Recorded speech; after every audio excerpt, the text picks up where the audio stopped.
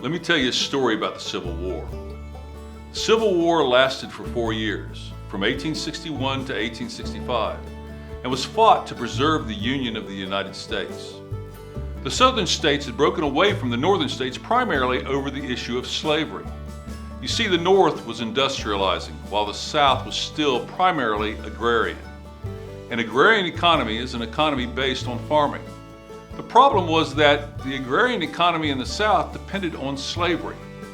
Slavery, or the ownership of a human being by another human being, is morally and ethically wrong. Many of the leaders of our country during this time realized slavery was an evil institution. So in the years leading up to the Civil War, there was this ever-increasing movement in the United States to abolish slavery. The southern states broke away from the northern states primarily because they wanted to continue the institution of slavery. Eli Whitney gives us a good example of what caused some of the issues in the United States. Eli Whitney invented the cotton gin. Cotton was in great demand in Europe primarily because most of the clothes in Europe were made of wool. Cotton is a lot softer than wool and more comfortable to wear. The challenge was separating cotton fiber from its seeds. This was a real problem. It was slow and required a lot of labor. This limited the amount of cotton that could be grown and produced. In 1794, Eli Whitney came up with a solution to this problem by inventing the cotton gin, a machine that could easily separate seeds from the cotton fiber. This made growing cotton very profitable and increased the need for farmers to own more slaves. The South became more dependent on slavery, which is a really bad thing.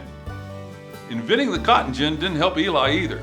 The cotton gin was a very simple machine and could be easily copied. So practically anyone could make it. Eli couldn't enforce his patent and couldn't make any money from his new invention. Looking for another way to make a living, Eli Whitney in 1798 won a contract from the U.S. government to produce 10,000 muskets for the War Department. He had never made a gun before in his life. When he got behind on the contract, a subcommittee of Congress called him in to explain. Eli brought with him several muskets and pieces to the meeting. He put the parts of the guns on the table and told the committee members to make a gun. When the congressman asked him which parts go with which gun, Eli replied, "It doesn't matter. The parts are interchangeable." You see, the common practice of the day for manufacturing guns was to make each gun one at a time, separately, making similar but unique parts. Eli Whitney kept his contract. The use of interchangeable parts is an important part of industrial mass production. It was a key component to the industrial society the northern states were building. So, Eli Whitney fostered a resurgence of slavery in the South by inventing the cotton gin and promoted the notion of interchangeable parts in the North, which is an important characteristic of mass production. The North began industrializing. The southern states began growing more cotton and buying more slaves, dividing the nation and leading to civil war.